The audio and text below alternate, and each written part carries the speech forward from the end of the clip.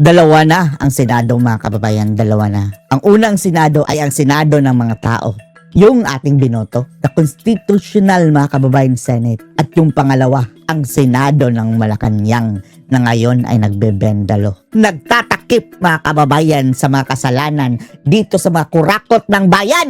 Yan talaga ang sinabi ni Senator Alan. Panoorin niyo po, ha? I'd like to let you know where we are today. So, all sides were saying na sana hindi maipit yung Senado. Ang kanilang hearing, mga kababayan, ginawa nilang meeting. Takot din pala matiknikal ang mga ungas, mga kababayan. At kinat short nila ng maaga Dahil ando na ang 18 Marines, mga kababayan. Ayaw nilang pumunta siguro doon dahil kung pupunta, mga kababayan, hindi nila pwedeng ma-contempt. Hindi yun hearing meeting lang, mga kababayan Magiging illegal detention yun sa kanila, mga kababayan. So, early this morning or late last night, I sent a letter to our legitimate Secretary of the Senate. Legitimate because if you follow the rules, hindi siya pwedeng tanggalin kung walang 13 at hindi 13. pwedeng palitan kung wala rin 13. Gayon din si Senator Alan Peter Cayetano, mga kababayan, at saka si Loren Legarta. So I'll make that clear, Senate President Pro Temp, Senate President, Secretary of the Senate, o SAA, kailangan niyan 13 ang botong ilagay, 13 ang boto pag tinanggal.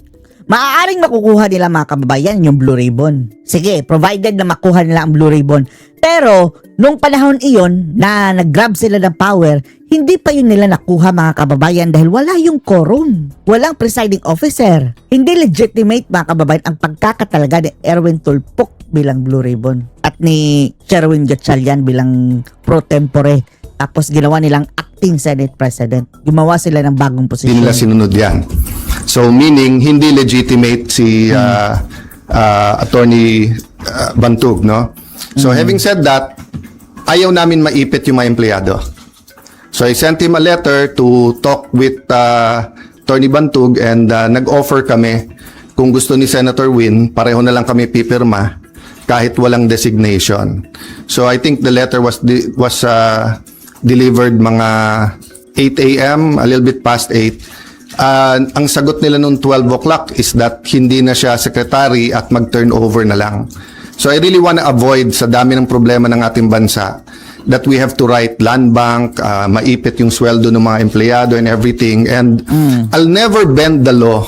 Bend the law, Tulfo. Grabe, no? Yung pagkasabi niya ni mga kababayan ni Tulfo. Talagang tumpak sa kanilang mga gawain. Nor will I bend the Constitution, but I will bend backward for our employees para hindi sila maipit sa gulo for as long as it doesn't bend the law.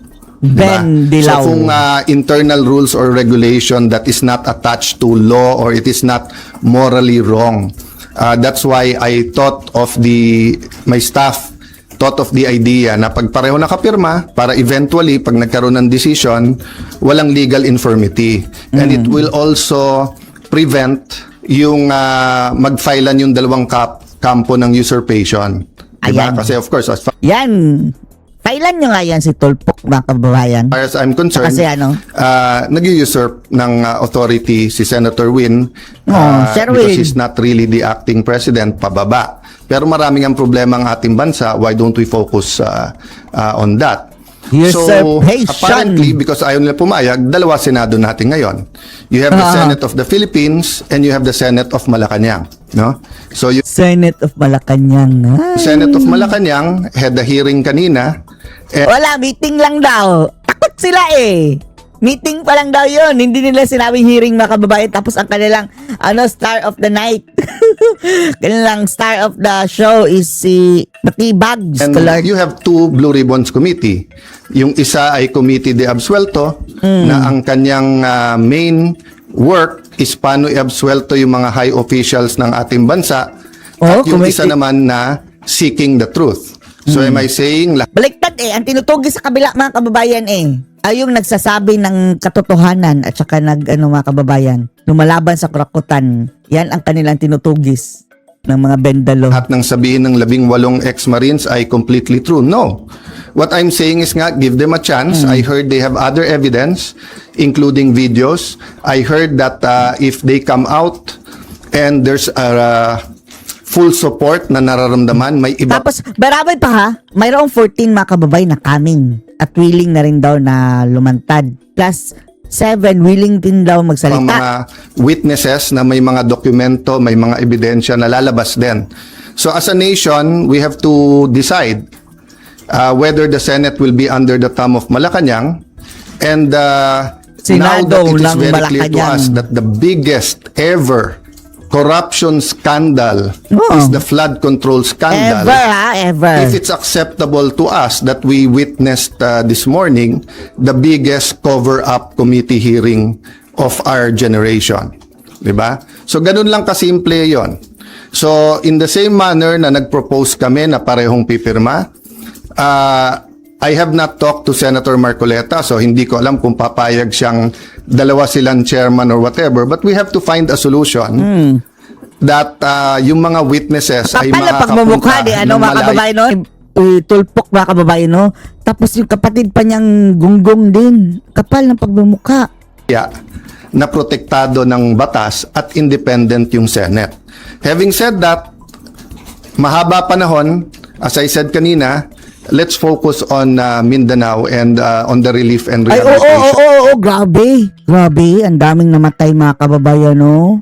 Tapos, marami pang hindi na-report. Ang lakas ng lindol. Worldwide, mga kababayan, ang news niyan, ha? Pati ibang bansa, mga kababayan, nababahala. Pero dito sa atin, inuuna pa itong mga kagunggungan, mga kababayan, ng mga flood control na ang testigo ang pinupunteriya. Especially kung may mga lives that are at stake now because dun sa mga buildings, I don't think Marami pa yung mga kababayan dahil maraming gumuho na na mga structure na hindi pa nare-report. Sobrang dami pa yung na-trap. all of us fully know the extent. So far, nakikita lang natin yung mga videos, no? So hanggang dun lang muna, we will continue with our meetings. We will focus muna on Mindanao. I am not sure when the next hearing ng Blue Ribbon led by the subcommittee by Senator Marcoleta is. I'm expecting to know soon, but definitely knowing what's happening in Mindanao will have an impact on our decision kasi priority yon. Okay, question from Janice Cosio. Tajay Minor. Sir, good afternoon po. Good afternoon. Dalawa lang, sir. Yung comment nyo sa resign call sa inyo and Bakit siya magre-resign? Ano sila, siniswerte? sabi po ng Malacanang kanina, open si BBM na magpatawag ng special session ng Congress. Bangag! Lalo na po, Dahil siguro mga kababayan, na-convince na siguro nila si Villanueva. Ano siya, siniswerte? nabanggit nyo na rin yung nangyari sa Mindanao kanina. And paano po yun kung magkakaroon ng special Unahin ko yung Congress? special session, okay? Yes po. So, I had 2 communications with them sa Malacanang.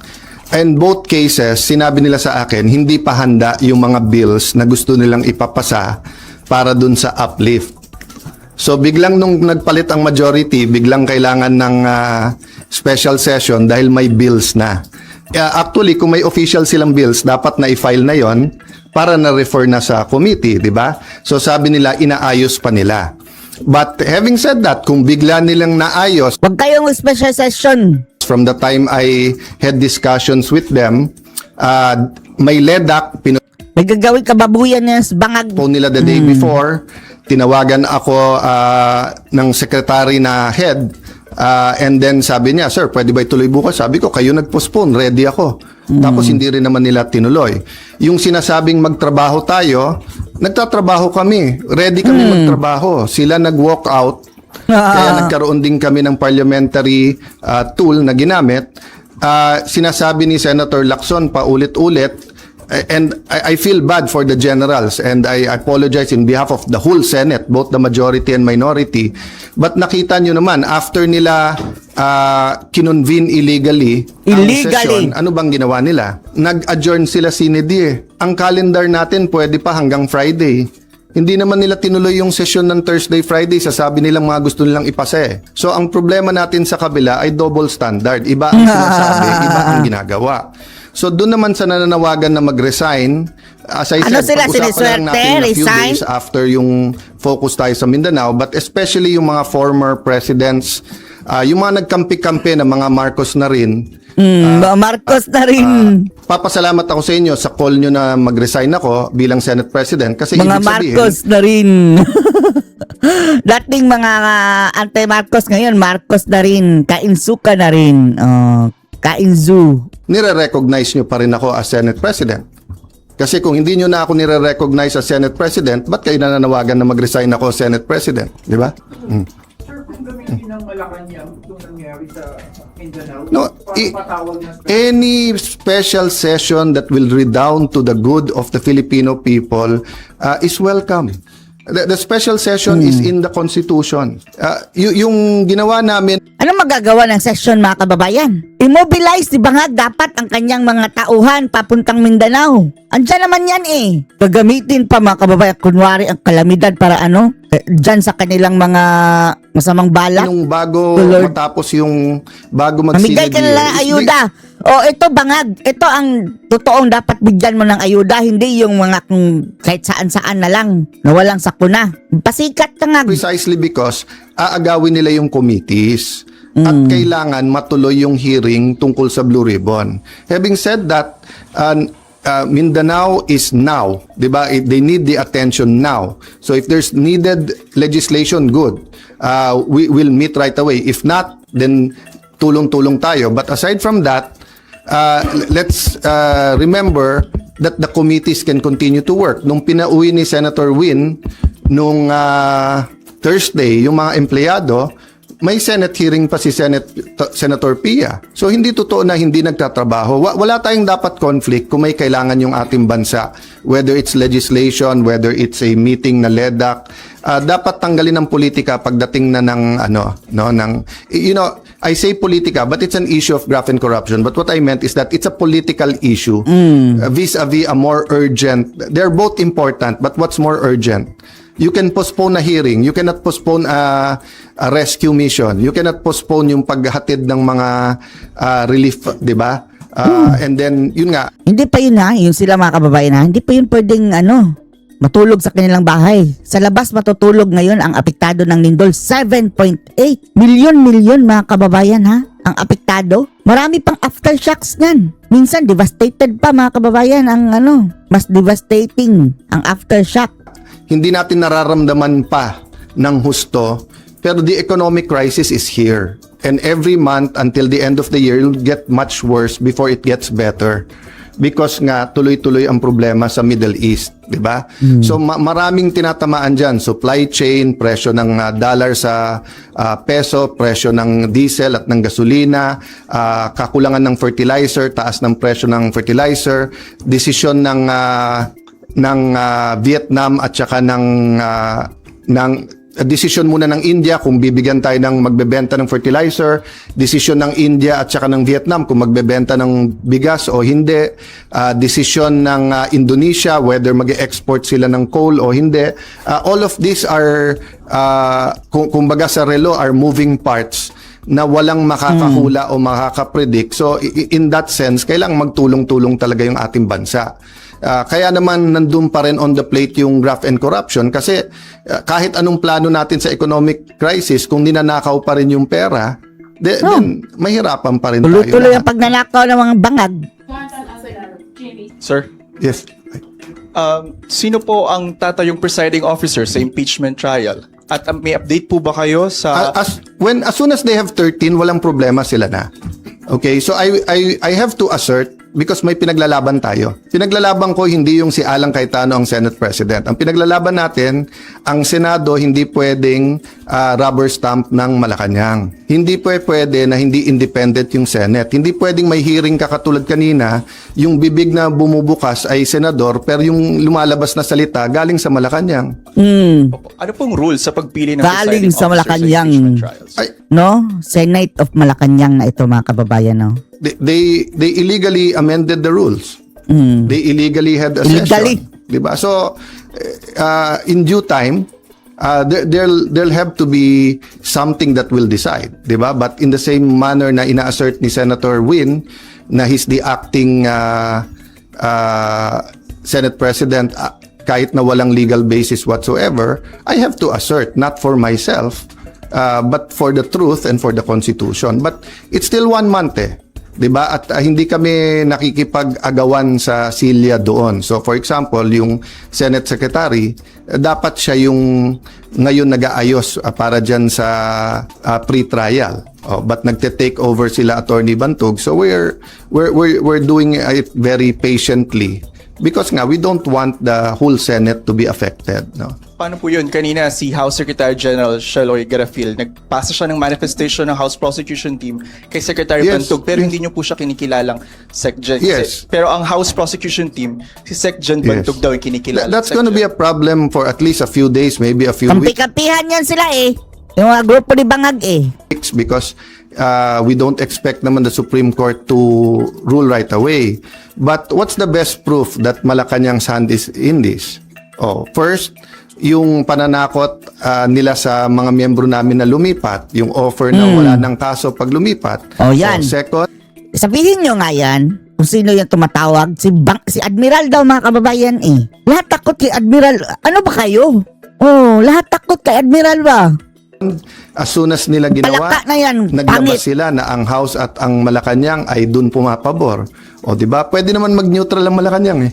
Pwede naman sabihin ng Malacanang, settle it among yourself. Ganon din sa House prosecution. Hindi naman nila gusto ng fair na impeachment. Gusto nila yung may pinipili na silang grupo. That's why sabi ko sa inyo, if I'm wrong, they blame me. Kung tama ako, na from 24 gagawin 22, eventually 18 ang senador, tapos sasabihin nila 12 convicted na.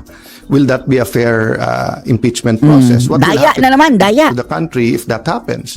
Then ang kasunod naman is CONAS. No? So, give me a few days, pag-usapan natin yan, but let's focus lang dun sa nangyayari. No? But just to answer your question, it will be up in the air. That will be a legal question, and we are in the right side. Okay, last question. Okay. Sir, may we be clarified, yung arrangement na inaalok niyo po kay Senator Win, na dalawa kayong pipirma, ano po ang response ni Senator Win? Manggi. Sulat around 12 o'clock na sinasabi kay attorney sa ating Senate Secretary Jose Luis Montales that you are no longer secretary, and that Attorney Bantug, and then that Kasuhan mo yan sa Korte Suprema, yung gatsalya na yung visit na yan. basically sinasabi na sila na. Yun din ang sinabi sa Kapal, usapan. Hindi first-hand knowledge, sabi chain of command.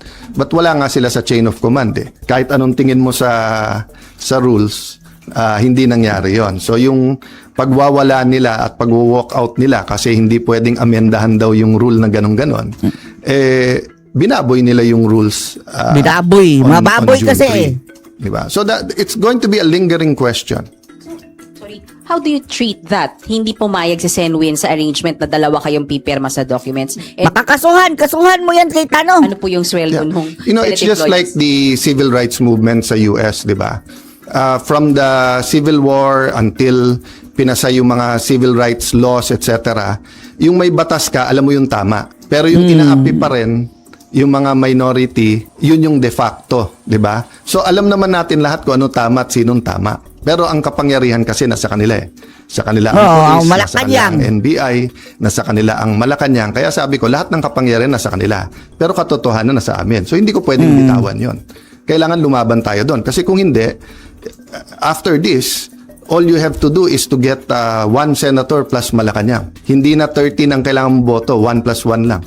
1 plus Malacanang. 1 plus Sir, Malacanang. So you will still sign? Paano yung mga... That is a practical. Hayaan mong mag-sign yung animal na yan, yung usurper na yan. And then, that is a clear, mga kababayan, violation sa usurping of authority. Question na hindi mangyayari because nga from the bottom paakyat dun sa office, 'di ba? Never naman nila sinurrender yung SP office. Hindi ko namang trinethreaten yung mga empleyado, 'di ba? But sila inaano nila yung mga empleyado. Yung ginawa ni Senator Erwin tapos nagsorry. Bad cop, good cop 'yon. Sadya 'yon. Sorry Yung pa. mga empleyado, nakakasuhan ka, tawagin mo kung ano-ano. Tapos si Senator Erwin naman yung mabait.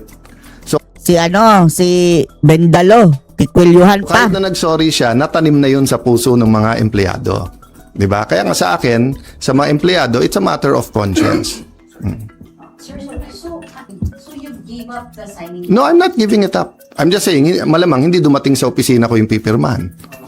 But I'm not giving it up. Diba? Kailangan ko i-assert yun. Sir, sorry, ano po ba yung extent nung arrangement na pinopropose po ninyo? Hanggang doon lang sa dalawa kayong magsasign? No, it was a first step lang kasi sinabi nila open sila.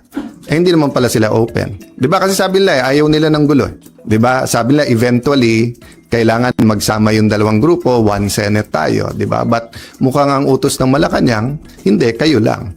Kasi nga alam nila na even if we go to the Supreme Court ASAP, it will take time.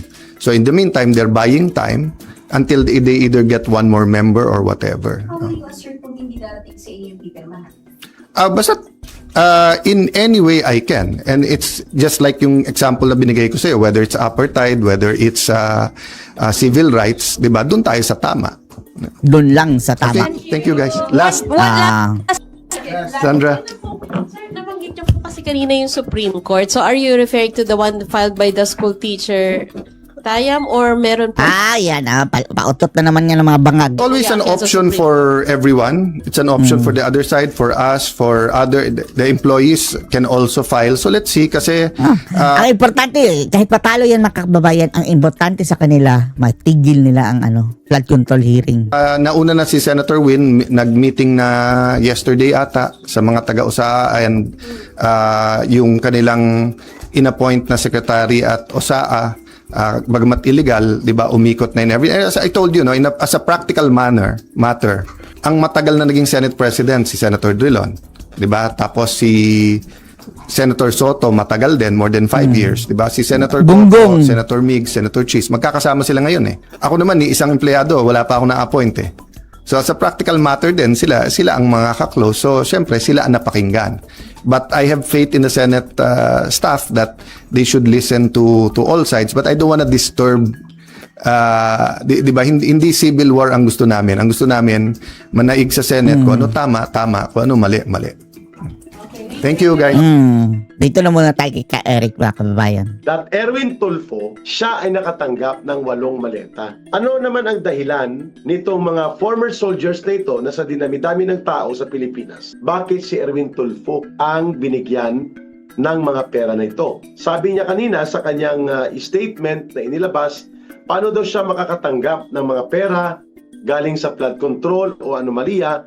During that time daw, noong 2025, mga kababayan, siya ay hindi pa senador. O bakit ngayon bigla na lang siyang nakatanggap? Yun po ay pandaraya, mga kababayan, sa katotohanan, sapagkat kahit hindi ka kandidato, kahit hindi ka senador, pag nagkandidato ka at kapag ikaw ay naging bahagi ng operations ng sindikato, mayroon kang partida. So kahit hindi po siya kumukuha direkta, pumapasok naman sa kanya, no, ang mga katotohanan that the revelations of these former soldiers tumutugma doon sa kanyang lifestyle, doon sa kanyang pagkatao. At bakit sa dinami-dami ng mga tao sa Green Hills, siya talaga ang itinuro na dinideliveran siya doon sa kanyang bahay? O anong reaksyon niya nang sumambulat ang pangalan niya? Tingnan natin, may reaksyon ito si Erwin Bendalo, anong tawag nito? Erwin Bendalo, Sylvester Stallone Tulfo. Okay, anong naging reaksyon niya dito sa Senate Blue Ribbon Committee? At sabi niya, magpapatawag siya ng sarili niyang investigasyon, mga kababayan, at kapag hindi dumating po yung mga inimbitahan, walang puwang sa Senado ang mga fake news at trolls. Mukhang ikaw ang pasimuno niyan na Senator Erwin Tulfo. At sana nag-FB Live na lang kayo. Wow! May pasaring siya, no? Kay Senator Alan Peter Cayetano. Magkita-kita tayo sa lehitimong Blue Ribbon Committee. Really? Baka red ribbon. Dahil daw, mahilig ka di umano magtambay sa red district. Kaya red ribbon committee dapat, sabi ng mga netizens. At ito ba ang sinasabi nilang impartial investigation? Kapag kaalyado, ligtas ka. Kapag tuligsa, delikado ka. mukhang kayo may kagagawa niyan na Erwin Bendalo Tulfo. May isa pa siyang sinabi sa ating technical team. Sinasabi niya na magpapasite siya ng contempt, mga kababayan. At kapag hindi kayo dumating, cited in contempt kayo by the Committee on Red Ribbon of Erwin Tulfo, ipapaaresto kayo niya sa mga tauhan nila at bata-bata dyan sa Senate Sergeant at Arms, at katuwang pa ang mga lispo ni Bonjing, ni John Vic Rimulya. Yan, nalilito tuloy ako, Bonjing o John Vic Rimulya. Magkapatid yan eh. So kung hindi daw dadalo sa Lunes, ayan o, iniload natin, basahin natin, breaking news. Hindi ako papayag na mag-hearing-hearingan kayo dyan at ipapaaresto ko kayo. Wow, big words. Ikaw dapat ang inaaresto. Kasi tinuturo ka ng mga former Marines na nasasangkot ka di umano sa prostitusyon na uri ng mga gawain at limpak-limpak na mga pera ang iyong winawaldas. Kaya ka nagpapamaleta. Sabi niya, kahit na senador ka, kahit na sinasabi mong matanda ka na, si Rimulya siguro to, ilang taon ka na sa Senado, o sino naman itong ilang taon, si Lito Lapid, subukan mo ako. Bakit subukan ka?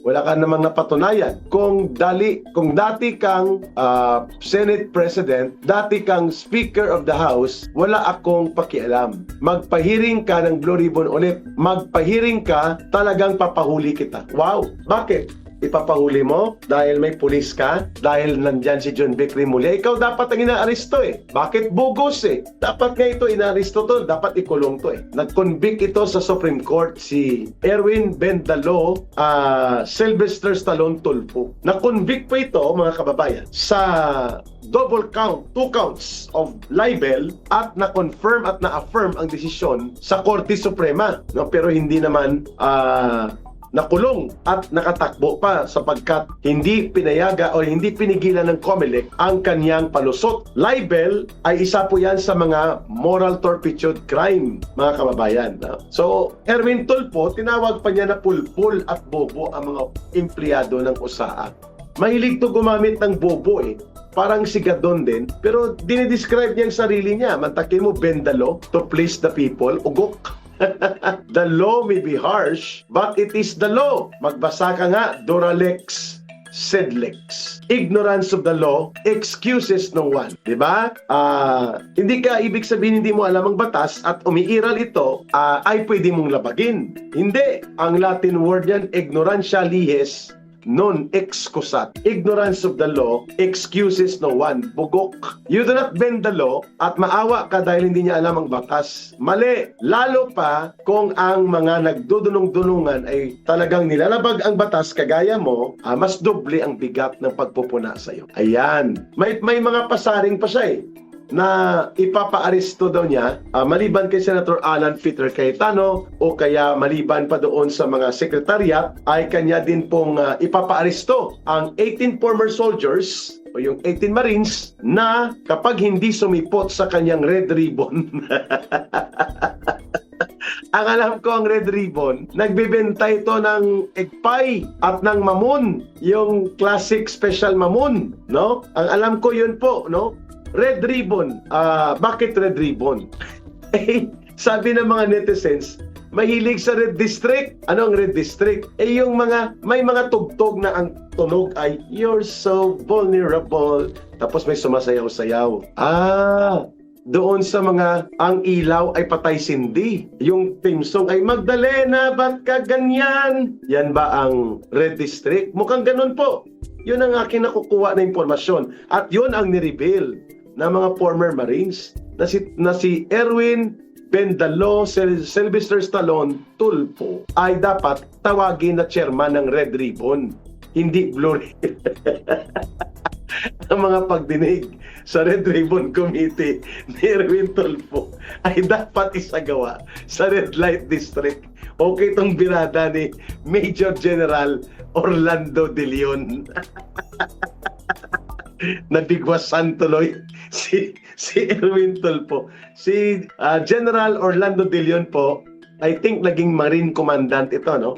Pag sinabing Marine Commandant, ikaw ang pinunong general ng buong Philippine Marine Corps. At sabi niya, ang pagdinig sa Red Ribbon Committee ni Erwin Tulfo ay dapat isagawa sa red light district. Eh di dapat isagawa sa Timog o sa Quezon Avenue. Aba, di ba ang heartbeat na hinahanap ni Nicolas Diwata Torre, nang hinahanap niya si Pastor ng hanggang 30 feet below the ground.